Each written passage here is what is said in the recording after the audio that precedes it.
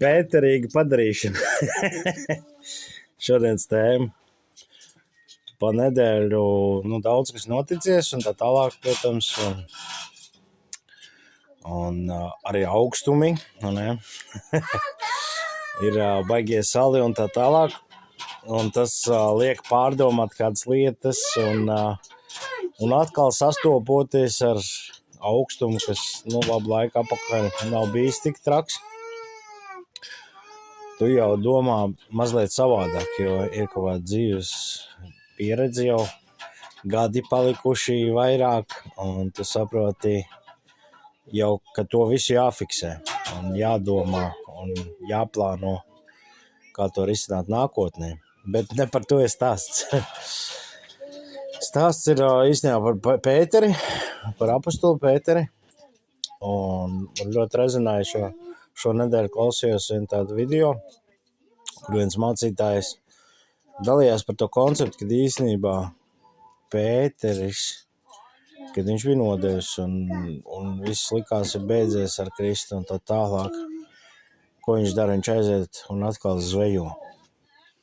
Un kad Jēzus nāk, īstenībā viņš nāk ļoti konstruēti līdzīgi kā pirmajā reizē. Pat izdarās tā tehniskā, mehāniskā lieta, ka par tīklu mešanu, un ka viņiem nekā nav, viņi ir noplosījušies savā spēkā, un tad Kristus saka, metiet, tur vienā gadījumā tai pusē, otrā tur tā, bet Pēters saprot. Un te jau šai scenā pirmais bija tāds uz entuziasmu un aizrautību iespējams nestāv pie sevīm kaut ko, lai domā, kā tas varētu būt, kad viņi sekoja Kristum, un tā kā ekspektācija, ka mēs līdz būsim baigie politikā vai varas pozīcijā, un visu līdz mēs baigi diriģēsim, jo redz, mums ir Kristus un tā.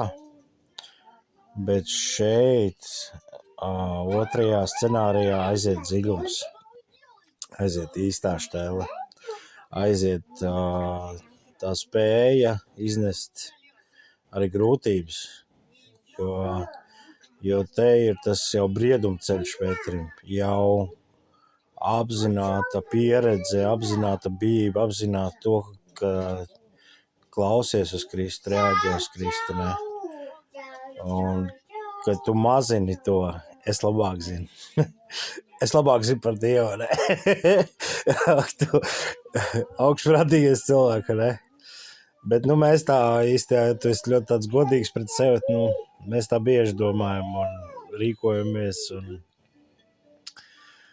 bet tā jau nav. Kristus ir varenāks, Kristus ir viedāks un viņa variants ir labāks. Viņš ir visa labā ekvivalents.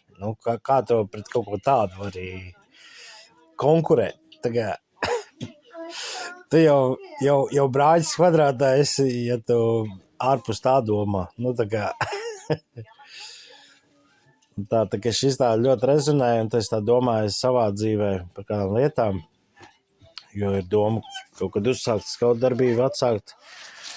Varbūt ne skaudu, bet katrā ziņā tas jauniešu darbs tāds, kas iet un ietekmē un var strādāt laukdzīvēs. Tas tāds, man liekas, ka jau otrais tu jau zini ekspektācijas sagaidīšanas vai tās lietas, uz kā jāliek akcents, tu jau domā savādāk, un arī to konstruēšanas, to strateģisko momentu, tu jau realistiskāk, man liekas, kādas lietas domā. Tā man gribās domāt, redzēs, vai tas tā ir. Laiks rādīs un augļi būs vai redzami vai neredzami. Tā kā tādas pārdomas šajā nedēļā. Un vēl ko interesantā, cik īstenībā vēl cilvēka harizma ir svarīga. Jo man šajā nedēļā bija iespēja satikt vienu cilvēku, kam ir jaudīga harizma tāda, ka tu jūti, kad ir tāds jaudīgs cilvēks tādā veselīgā ziņā. Un tas man likas saprast, ka tas ir svarīgi. Ka tas ir svarīgi, ka tā ir bieži vien kaut kāda atslēga lai lietas notiktu, lai lietas gribētos notikt, nu, lai citam nesanāk nevienā acī, bet tam sanāk. Kāpēc? Tāpēc, kad ir šis neredzamais vai Excelī neieliekamā lieta, kas ir harizma, kas ir tāda pazemība, tāds viedums, tāda patiesa ieinteresētība vai tā vēlme palīdzēt, ietekmēt. Tas, man liekas, ir tie atslēgpunkti momenti, kas tā, man liekas. Nu, man bija baigi vērtīgi to tā saskatīt, saprast, jo tas uzreiz kaut kādas lietas, nu, akcentē. Tā kā es tev iesaku būt ļoti harizmātiskam, pazemīgam un tādam, kas grib kalpot, ne tādā ziņā kā kalpiņš tur un ne pašīt, bet tādā ziņā, ka tev sāp kādas tēmas, vai bērni, vai pieaugušie, vai vīri, vai sievas, vai, nezinu, pensionāri, vai kustību traucējumi cilvēki, vienalga, kas tas būtu, bet ka tev ir kāds, kas sāp, vai dzīvnieki, vai, nezinu, politiķi. Nu, kad tur tās tēmas ir, pasties, kur grib visur, ne? Tā kā es tev ļoti iedrošinu pastīties, kas tev sāp un kur tu reaģē un dari.